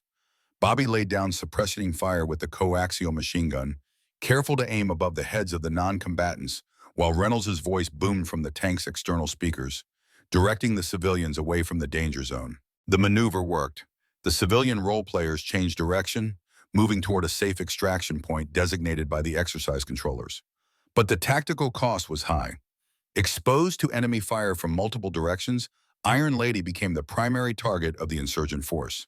"Taking fire from 3 o'clock, Bobby called out as blank rounds pinged off the tank's armor. "And 9 o'clock, Bergstrom added, spotting another group moving to flank them. Morrison made a quick decision. "Cooper, get us to the ridgeline. We're too exposed here." Cooper engaged the transmission, but as the tank began to move, a controller approached, waving a red flag that signified a critical hit in the exercise rules. "Engine disabled," the controller announced. "Direct hit from RPG simulation." Morrison acknowledged the ruling with a grim nod. In the parlance of the exercise, Iron Lady was now a mobility kill, unable to move but still capable of fighting with its weapon systems. "We're stuck here," Morrison informed the crew. "Defensive positions. Bobby, engage targets of opportunity. Bergstrom, be ready with smoke rounds if we need to cover our position." The situation had gone from bad to worse. With their tank immobilized in open terrain, they were now the center of a closing noose of enemy forces. But they had saved the civilians, an act that, while tactically questionable, aligned with the moral imperative that ultimately guided American forces in conflict zones. For the next 30 minutes, Iron Lady's crew fought a desperate defensive battle. Bobby used the main gun and coaxial machine gun to hold the insurgents at bay, while Bergstrom deployed smoke rounds to obscure their position when the pressure became too intense. Morrison coordinated their defense with the precision of a conductor leading an orchestra, his calm voice anchoring the crew despite the chaos surrounding them. When the exercise controllers finally called an end to the scenario, all 4 men were exhausted, their uniforms soaked with sweat, their throats raw from shouting over the din of simulated battle. As they emerged from the tank, Colonel Lloyd Willis, the battalion commander who had been observing the exercise, approached with an unreadable expression. "Lieutenant Morrison," he said, his voice formal, "explain your decision to abandon your assigned position to intercept those civilians." Morrison stood at attention, his response direct and unapologetic. "Sir, I deem the protection of non-combatant life to be the priority in that situation. I take full responsibility for the decision." Willis regarded him thoughtfully. "And the tactical consequences? Your tank was disabled, your position compromised." "Yes, sir, but no civilians entered the minefield. In a real combat situation, that would mean saving lives." Willis turned to Bobby. "Corporal Harrington, you initially raised the concern about the civilians. Do you stand by that decision, knowing it led to your tank being destroyed?" Bobby met the colonel's gaze steadily. "I do, Our job is to win battles, but not at any cost, especially not at the cost of the people we're meant to protect." A hint of a smile touched Willis's lips. "Well said, Corporal." He addressed the entire crew. "Gentlemen, today's exercise was not about achieving a perfect tactical victory. It was about making difficult decisions under pressure, balancing military objectives against humanitarian considerations." He paused, his expression becoming more serious. "In real combat, you will face moments where the right tactical choice and the right moral choice appear to be in opposition. How you navigate those moments defines you as soldiers and as men. The colonel's words hung in the air as the crew absorbed them. For Bobby, they resonated deeply. His journey from delinquent to soldier had been as much about moral growth as professional development. The Army had given him discipline and purpose, but it was moments like this that gave that purpose meaning. Willis wasn't finished. "I've reviewed your record, Corporal Harrington. Lieutenant Morrison has recommended you for Tank Commander School, and I'm inclined to approve that recommendation. Your performance today confirmed his judgment. You think beyond the immediate tactical situation to the larger mission. That's the mark of a good officer." Bobby felt a surge of pride at the colonel's words. "Thank you, sir. I won't let you down." "See that you don't," Willis replied, the ghost of a smile still lingering. "The Army invests in people it believes in, Harrington. Make sure that investment pays off." As Willis moved on to review other units, Morrison turned to Bobby with a rare expression of open approval. "Well done, Corporal. Looks like you're heading to Fort Knox sooner than we expected." The prospect was both exciting and intimidating. Tank Commander School was an intense training program that would test Bobby's knowledge, leadership, and decision-making abilities to their limits. Success would put him on an accelerated path to becoming an officer, a trajectory that would have seemed laughably improbable to the troublemaker from Millfield just a few years earlier. "Do you think I'm ready, sir?" Bobby asked, a rare moment of vulnerability breaking through his growing confidence. Morrison considered the question seriously. "Ready? No, none of us is ever truly ready for the next level of responsibility until we're in it. But capable? Absolutely." He clapped a hand on Bobby's shoulder. "You've come a long way from the cocky assistant driver who tried to tell me how to run my tank, Harrington. You've earned this chance." The ride back to base was subdued, each member of the crew processing the day's events in their own way. For Bobby, the exercise had been a revelation. The simulation had felt real enough to evoke genuine emotional responses, genuine moral dilemmas. He had faced the kind of decision that couldn't be reduced to tactical calculations or by-the-book responses, and he had chosen compassion over expediency. It was, he realized, the kind of choice his father might have faced in the skies over Korea. The kind of moment that defined not just a mission, but a man. That night, in the quiet of the barracks, Bobby wrote to his mother about the exercise and Colonel Willis's approval of his application to Tank Commander School. As he wrote, he found himself adding a question he had never asked before. "Mom, do you think Dad ever had to choose between following orders and doing what he thought was right? Did he ever talk about the hard decisions he had to make during the war?" The question seemed important suddenly, a connection to the father he had never truly known, but whose legacy had shaped his life in ways he was only beginning to understand. As a boy, he had resented his father's absence, had rejected the very idea of military service as a form of rebellion. Now he found himself walking a similar path, facing similar challenges, and wondering if the man whose medals sat in his footlocker had struggled with the same questions that now occupied his thoughts. The reply, when it came 2 weeks later, brought a perspective Bobby hadn't expected. "Your father rarely spoke about the difficult parts of his service," his mother wrote. "But one night, after too many drinks, he told me about a mission over North Korea where he disobeyed direct orders. His squadron was instructed to bomb a bridge, but when he arrived on site, he saw civilians crossing it. Instead of dropping his payload, he circled until they were clear, exposing himself and his wingman to anti-aircraft fire. His commanding officer wanted him court-martialed, but when the intelligence came back that the civilians were actually South Korean refugees, the matter was quietly dropped. He said it was the only time in his life he was certain he had done the right thing, regardless of the consequences. I think he would be proud to know his son has that same moral compass." The letter brought tears to Bobby's eyes. All those years of feeling disconnected from his father, of seeing him as some remote, idealized figure he could never live up to, and now this, a moment of human frailty and moral strength that made the man real in a way no medal or uniform ever could. Perhaps he was more his father's son than he had ever realized. The weeks that followed were a flurry of preparation. Bobby's acceptance to Tank Commander School came through official channels, along with orders to report to Fort Knox in October. Morrison insisted on an accelerated training regimen, pushing Bobby to absorb as much tactical knowledge as possible before his departure. "They'll expect you to know the basics cold," Morrison explained, as they reviewed battle formations late one evening. "That way they can focus on the advanced concepts. Don't give them any reason to think you're not ready for this." Bobby threw himself into the preparation with characteristic intensity. He studied tank tactics until he could recite them in his sleep. He practiced issuing commands, with Cooper and the others good-naturedly playing along as his crew. He even spent time in the motor pool, deepening his already impressive knowledge of the Sherman's mechanics. But amid the technical preparation, he couldn't shake the moral questions that had been awakened during the border exercise. What was the right balance between mission accomplishment and humanitarian concerns?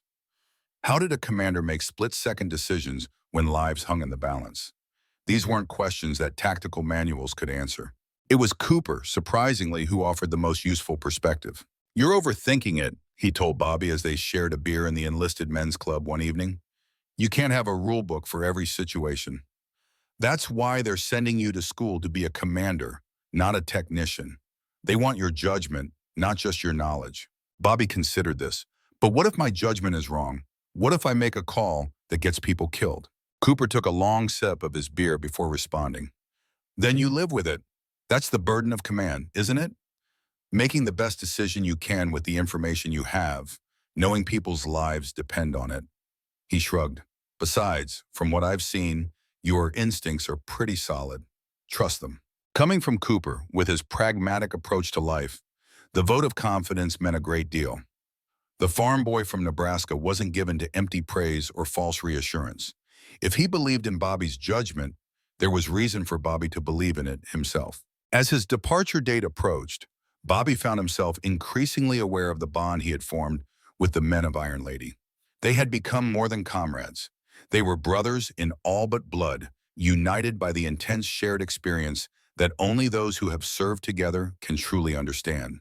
The night before he was to leave for Fort Knox, Morrison organized an informal gathering in the officers' quarters, a rare invitation for enlisted men to enter that sanctum. Cooper, Bergstrom, and Reynolds were there, along with a few other officers and NCOs who had worked closely with Bobby during his time with the 745th. "I'm not one for speeches," Morrison began, raising a glass of whiskey, "but it seems appropriate to mark the occasion. Corporal Harrington came to us as a green recruit with a chip on his shoulder and a gift for machines. He leaves as one of the finest tankers I've had the privilege to serve with." He turned to Bobby. "Whatever happens at Fort Knox, remember where you came from and the men who served alongside you. They're the reality check that will keep you grounded when the theory gets too abstract." To Corporal Harrington, Cooper added, raising his own glass, "future tank commander and perpetual pain in the ass." The others laughed and joined in the toast, the warmth of their regard washing over Bobby like a physical force. He had never experienced this kind of acceptance in Millfield, had never belonged to any group that valued him for his genuine qualities, rather than his willingness to take risks or break rules. "I don't know what to say," Bobby admitted, uncharacteristically lost for words, "except that I wouldn't be going to Knox if not for all of you. Everything I know about being a soldier, about being a man worth following, I learned from serving with this crew." The simplicity of his words seemed to touch even Morrison, who briefly placed a hand on Bobby's shoulder in a rare gesture of physical affirmation.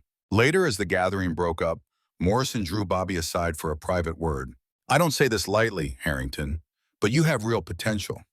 Not just as a tank commander, but as an officer who could make a difference in this man's army." He fixed Bobby with an intense gaze. "Don't waste it. There are men who serve their whole careers without finding their true calling. You've found yours. Honor that." "I will, sir," Bobby promised, meaning it more deeply than perhaps any promise he had ever made. "Thank you for seeing something in me worth developing." Morrison nodded, satisfied. "Just remember, the hardest person to lead is always yourself. Master that, and the rest will follow." The next morning, as Bobby boarded the transport that would take him to the airfield for his flight to Kentucky, he carried with him more than just his duffel bag and orders. He carried the lessons, both spoken and unspoken, of men like Morrison and Cooper. He carried the growing understanding of his father's legacy, no longer a burden, but a foundation. And he carried a sense of purpose that had transformed him from a boy running from consequences to a man moving deliberately toward a meaningful future. Fort Knox awaited, with all its challenges and opportunities. But whatever came next, Bobby Harrington knew who he was now. A soldier, a tanker, a man worthy of the trust others had placed in him. Not perfect, not complete, but becoming something he could respect when he looked in the mirror each morning. It was, he reflected, as the transport pulled away from the base, perhaps the most valuable gift the Army had given him. More than skills, more than discipline, more than direction. The gift of becoming someone he could be proud to be. Chapter 5. The Price of Survival. Fort Knox in October 1963 was a different place from the sweltering training ground Bobby had experienced during basic training. The Kentucky autumn painted the surrounding countryside in gold and crimson, and a crisp coolness replaced the suffocating summer heat.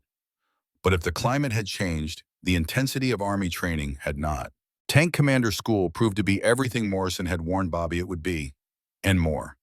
The program combined punishing physical training, advanced tactical theory, practical leadership exercises, and technical knowledge into a crucible designed to identify and forge the next generation of armored combat leaders. Bobby found himself in a class of 20 candidates, most of them senior sergeants with years more experience than he had. At 21, he was the youngest by at least 5 years, a fact that earned him the immediate nickname Junior from his classmates, despite his official rank of corporal. Their instructor, Captain Howard Blackwood, made it clear from day one that the course would accept nothing less than excellence. "Gentlemen, Tank Commander School is not a promotion factory," Blackwood announced during their first assembly. "It is a filtering system. We take in potential and separate the wheat from the chaff. 2/3 of you will not complete this course. Those who do will have earned the right to be entrusted with the lives of a tank crew and the incredibly expensive piece of military hardware they operate." Blackwood, a compact man with steel gray hair and the weathered face of someone who had spent decades in armored combat, had a reputation as one of the most demanding instructors at Fort Knox. He had served in World War II, Korea, and various advisory roles around the globe, and he considered it his personal mission to ensure that no tank commander went into battle unprepared for its realities. "A tank is not a weapon," he told them during their first tactical lesson. "It is a weapons system operated by men. The commander's job is to coordinate those men, to make them function as a seamless unit under conditions that are designed to destroy unit cohesion. Noise, fear, confusion, contradictory information, mechanical failure. These are your real enemies, gentlemen. The opposing force is just the delivery mechanism." "I'd like that," he heard himself say, the words emerging before conscious thought could intervene. "If you're sure fraternization rules allow it." Susan smiled, relief visible in her expression. "You're being discharged, and I'm not your primary care nurse anymore as of yesterday. We're in the clear." They spent 2 hours at the diner, talking not about the war or his injuries, but about ordinary things. Her childhood in Pennsylvania, his in Ohio, her decision to become a nurse after her brother came home wounded from Korea, his unexpected path from juvenile delinquent to Army officer. For the first time in months, Bobby found himself thinking about something other than failure and death and guilt. As they walked back to the hospital, Susan asked the question he had been asking himself. "What will you do after you're discharged from Walter Reed?" "I'm not sure yet," Bobby admitted. "Part of me wants to stay in, to prove that what happened doesn't define me. Another part wonders if it's time for a different path." Susan nodded, understanding in her eyes. "Either way, you'll need something meaningful, something worth fighting for." She paused, choosing her words carefully. "The men I've seen recover best are the ones who find a purpose that makes the pain worthwhile." It echoed what Major Sullivan had told him, reinforcing the wisdom from another perspective. "Like what?" Bobby asked, genuinely curious about her observations. "Some find it in family," she said. "Others in helping veterans like themselves. One captain I treated started a program teaching mechanical skills to wounded soldiers, preparing them for civilian careers." She smiled. "You'd be surprised how many healing paths begin with a sharing what you already know how to do." The comment triggered a memory of Bobby teaching Reynolds the intricacies of the Sherman systems, of the satisfaction he had found in passing on knowledge that could keep others safe. It was a small seed of an idea, but one that took root in his mind as they continued their walk. They reached the hospital entrance, pausing in the warm spring sunshine. "Thank you for lunch," Bobby said. "It's been restorative." Susan smiled. "My pleasure, Captain Harrington. Perhaps we could do it again before you leave?" "I'd like that," Bobby replied, meaning it more deeply than the simple words could convey. As he watched her walk away, Bobby felt something he had not experienced since before the ambush. Hope, fragile but undeniable, for a future beyond the boundaries of trauma and guilt. That evening, he made his way to room 315, where Major Sullivan welcomed him with gruff warmth and set up the promised chessboard. They played in comfortable silence, punctuated by occasional conversation, two wounded warriors finding common ground in the ancient game of strategy and sacrifice. "I've been thinking about what you said," Bobby ventured as they reset the pieces for a second match, "about finding a purpose worth facing the dreams for." Sullivan nodded, waiting for him to continue. "I'm good with tanks," Bobby said, the understatement almost humorous in its simplicity. "Good at teaching others how to use them safely, how to survive when things go wrong." "The Army always needs good instructors," Sullivan observed, moving his king's pawn forward to open the game. "I was thinking more specifically," Bobby replied, countering with his own pawn, "about evacuation procedures, about saving lives when the worst happens." He paused, the idea crystallizing as he spoke it aloud. "Maybe that's where I can make the most difference. Teaching what I learned the hard way, so others don't have to." Sullivan considered this, then nodded slowly. "Makes sense. Turn the wound into wisdom, the trauma into training. It's a kind of alchemy, transforming pain into something valuable." "Exactly," Bobby agreed, feeling a surge of certainty that had been absent for months. "Get out of that baby if it gets hit. Make sure everyone knows how, practices until it's instinct, understands why it matters." "Could save a lot of lives," Sullivan acknowledged. "Might even help you sleep better, knowing you're preventing the same thing from happening to others." As they continued their game, the seed of purpose took firmer root in Bobby's mind. Whether he remained in the Army or found some civilian avenue for his knowledge, he had identified a mission that aligned perfectly with his experience, his skills, and his need for meaningful work. It wouldn't erase what had happened in that burning tank. Nothing could do that, but it might transform the trauma into something redemptive, might honor O'Malley's memory in a way that mere guilt and nightmares never could. For the first time since the ambush, Bobby felt the weight of survival balanced by the possibility of purpose. The nightmares might never fully disappear, but perhaps they could coexist with a life worth living, with work worth doing, with connections worth nurturing. As Sullivan's bishop captured his knight, Bobby realized he had made his decision about the future. He would not leave the Army, at least not yet. There were still too many young tankers who needed to learn what he knew, too many lives that might be saved by the lessons he had paid such a high price to learn.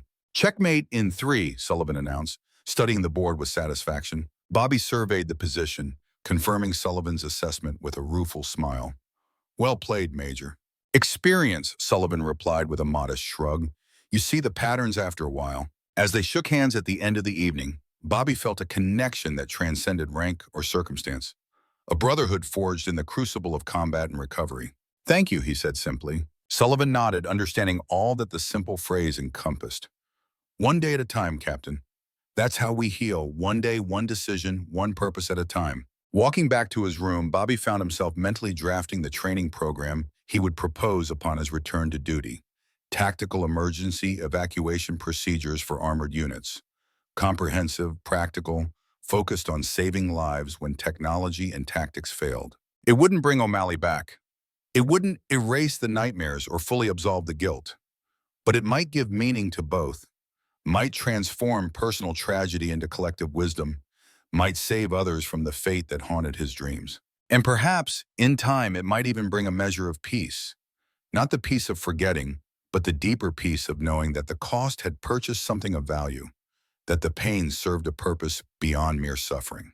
"Get out of that baby if it gets hit.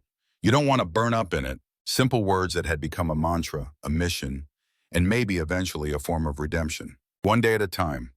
One life saved at a time. One small victory against the flames that threatened to consume them all. Chapter 9, Steel Unbending. Fort Knox in the autumn of 1967 bore little resemblance to the sweltering training ground that had greeted a young Bobby Harrington 8 years earlier. The sprawling military installation remained physically unchanged, but Bobby's perception of it had transformed completely. Once a crucible of suffering, it now represented purpose, legacy, and the culmination of a journey he could never have imagined as a troubled youth in Millfield, Ohio. Major Robert Harrington stood before the new class of tank commander candidates, surveying the faces that looked back at him with a mixture of apprehension and determination. 27 years old, with a chest full of ribbons, including the Purple Heart and Bronze Star, he cut an imposing figure despite the slight limp that remained from his wounds. Gentlemen, he began, his voice carrying easily across the classroom. Welcome to Advanced Tank Commander School. My name is Major Harrington, and I'll be your primary instructor for the Tactical Emergency Procedures portion of your training. The room remained silent, the candidates sensing that this was not a man who demanded attention through volume or theatrics, but through the quiet authority of experience. Some of you may wonder why we devote so much time to evacuation drills and emergency procedures, Bobby continued, pacing slowly before them. After all, you're here to learn how to fight with tanks, not how to abandon them. He paused, allowing the statement to hang in the air momentarily. The reality of armored warfare is this. No matter how advanced your vehicle, how superior your tactics, or how skilled your crew, at some point you will face a situation where the only victory possible is survival. His gaze swept across the room, meeting each pair of eyes briefly. When that moment comes, the difference between life and death will not be your gunnery scores or your knowledge of battle formations, but your ability to get your crew out of a dying tank before it becomes their tomb. The bluntness of the statement created a palpable tension in the classroom. These were career soldiers, many with combat experience, but few had heard the realities of tank warfare presented so starkly by someone in a position of authority. Over the next 3 weeks, Bobby continued, you will learn and practice every aspect of emergency evacuation until the procedures become instinctive. You will train in full combat gear, under simulated battle conditions, with smoke, noise, and the kind of confusion that accompanies actual combat. You will practice as crews and as individuals. You will drill until your muscles remember what to do, even when your mind is clouded by fear or shock. He stopped pacing, standing squarely before them. Some of you will find this tedious. Others will question its relevance to your role as combat leaders. I understand these reactions. A faint smile touched his lips. I had them myself once. The reference to his own journey from skeptic to believer created a subtle shift in the room's atmosphere, a hint of connection between the imposing major and his new students. But I promise you this, Bobby concluded, his voice taking on a quiet intensity that commanded more attention than any shout could have. The day may come when these drills save your life, or the lives of the men under your command. When that day arrives, you will understand why we train as we do. And if you're lucky enough never to face that moment of truth, then I will have succeeded beyond measure. As the class filed out for their first practical exercise, Bobby remained at the podium, reflecting on the circuitous path that had led him to this moment. After his recovery at Walter Reed, he had indeed proposed the specialized training program that now formed a core component of tank commander education throughout the Army. His experiences, both the successes and the failures, had been transformed into a curriculum that had already saved lives in Vietnam and other conflict zones. The memories still came, of course. Doc O'Malley's face in those final moments, the heat of the burning tank, the smell that never quite left his nostrils. But they no longer dominated his consciousness or robbed him of sleep. Time and purpose had not erased the trauma, but had integrated it into a larger narrative of service and meaning. Impressive speech, came a voice from the doorway, interrupting his reverie, though I expected nothing less. Bobby turned to find Captain Susan Harrington, née Parker, leaning against the doorframe, a smile playing at the corners of her mouth. The former nurse's uniform had been replaced by civilian attire, but her warm competence remained unchanged. Just telling them what they need to hear, Bobby replied, returning her smile. How's David? Teething, fussy, and utterly perfect, Susan answered, the glow of new motherhood evident in her expression. Your mother is spoiling him shamelessly, of course. The mention of his mother brought a broader smile to Bobby's face. After his recovery and marriage to Susan, he had convinced his mother to retire from the diner in Millfield and move closer to them in Kentucky. The woman who had once worked double shifts to support her troubled son now devoted her energy to doting on her grandson, a transformation that brought Bobby profound satisfaction. She's earned the right, he said, gathering his materials from the podium. Did you bring the car? I promised to show the candidates a practical demonstration of the new evacuation harness this afternoon. It's parked out front, Susan confirmed, and you have a visitor waiting by the parade ground, someone you might be interested in seeing. Bobby raised an eyebrow, intrigued by the playful mystery in her tone. Care to elaborate? And spoil the surprise? Not a chance, Major. She stepped back into the hallway. I'll see you at home. Don't be late for dinner. Your mother's making pot roast. As Bobby made his way toward the parade ground, he reflected on how completely his life had transformed since those dark days at Walter Reed. His marriage to Susan, his son's birth, his mother's retirement, the success of his training program, all had contributed to a sense of wholeness that had once seemed impossible to reclaim. Even his nightmares had subsided, visiting only occasionally rather than nightly. The guilt remained, as it always would, but it had evolved from a crushing weight to a kind of companion, a reminder of why his work mattered so deeply. The parade ground stretched before him, nearly empty in the late afternoon sunshine. A solitary figure stood near the reviewing stand, back turned, hands clasped behind in a posture of parade rest that instantly identified the person as military, despite the civilian clothes. As Bobby approached, the figure turned, revealing a face weathered by time but immediately recognizable. James Cooper, his driver from the 745th, stood before him, older but still bearing the solid dependability that had been his hallmark during their service together. "Cooper," Bobby exclaimed, genuinely delighted by the unexpected reunion. "What in God's name are you doing here?" "Heard there was an opening for a maintenance instructor," Cooper replied with his characteristic straightforward manner. "Thought I might apply, now that my enlistment's up." They shook hands warmly, the gesture conveying the depth of connection that transcended their years apart.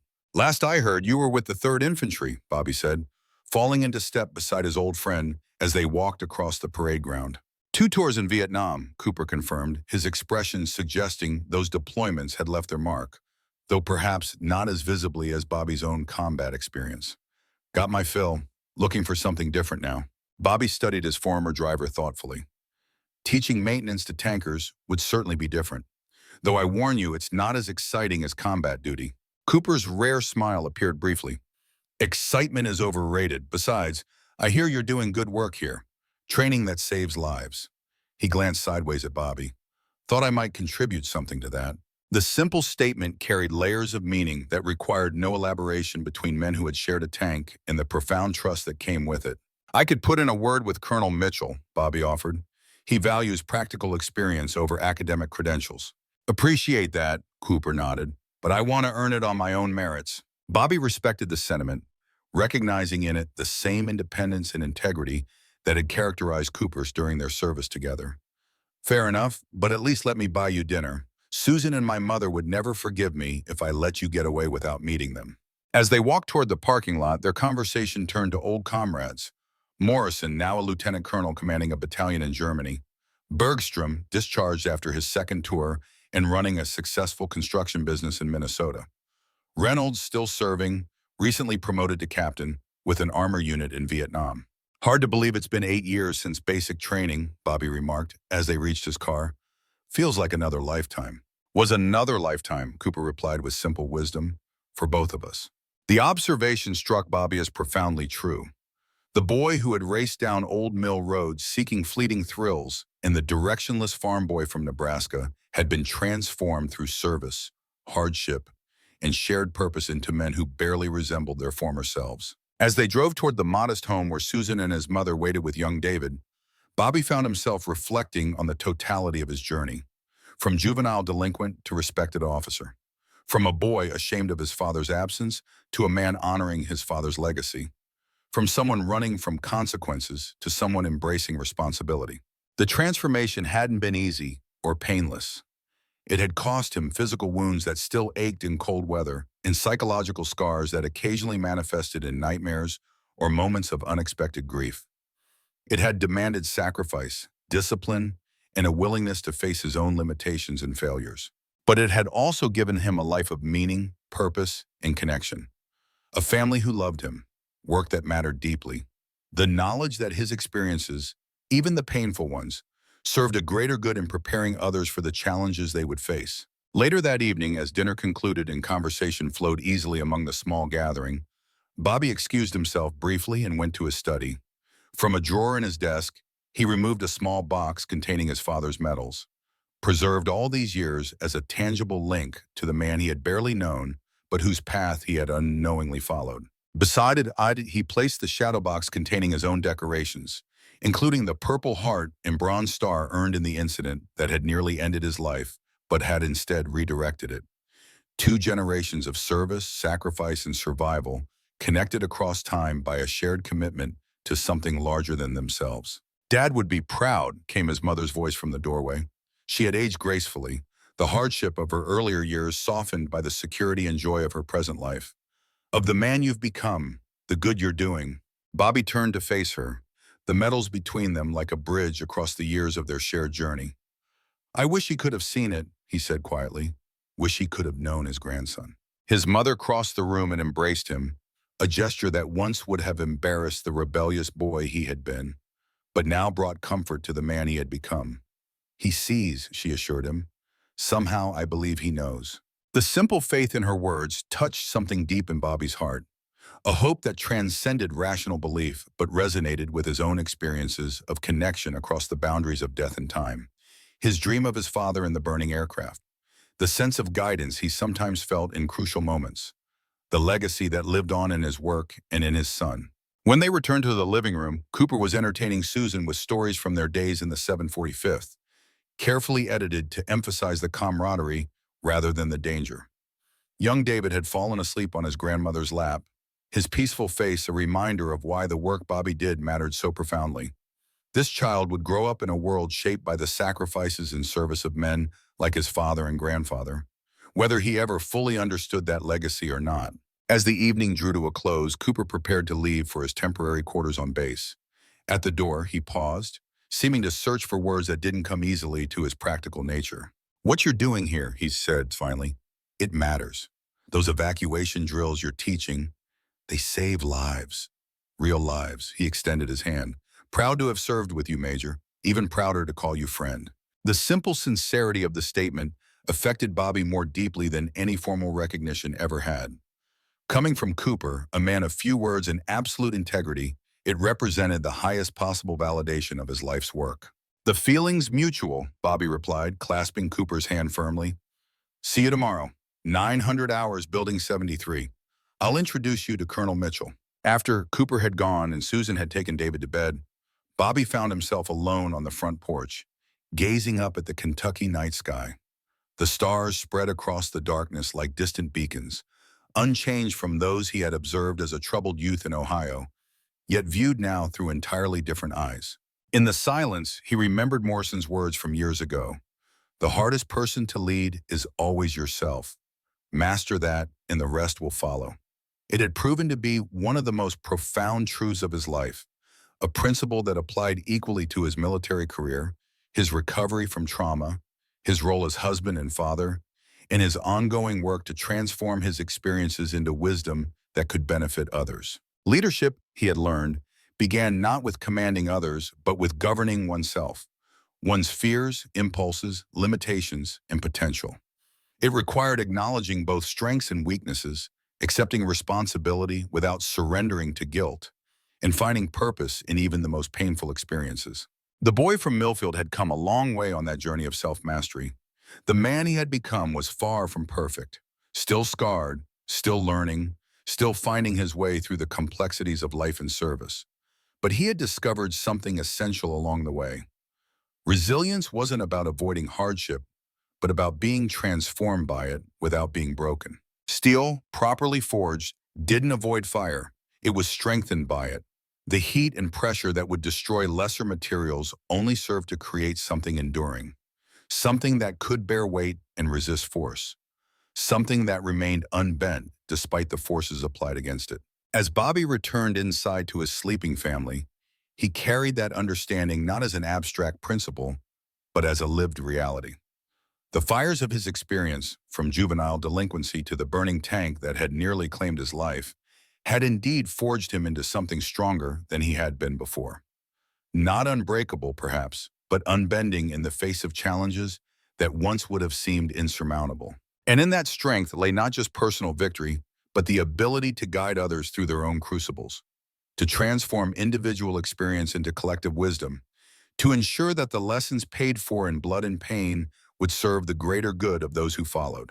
Tomorrow would bring new challenges, more trainees to instruct, more systems to improve, more lives to potentially save through the knowledge he had gained at such cost.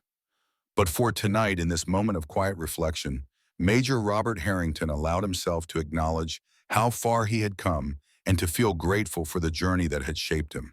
From the aimless boy racing toward disaster on Old Mill Road to the focused officer dedicated to preventing tragedy.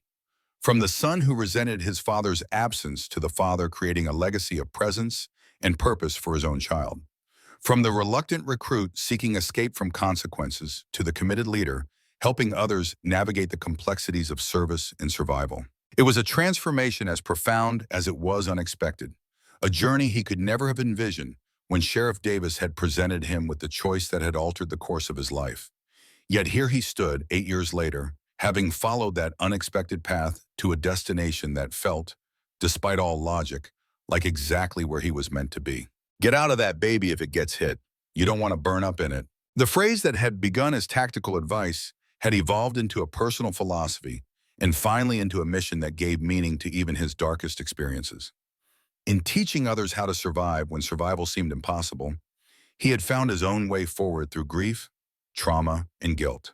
And in that finding lay the final lesson of his journey, that purpose could emerge from pain, that service could transcend suffering, that even the deepest wounds could become sources of healing for others when transformed by understanding and compassion.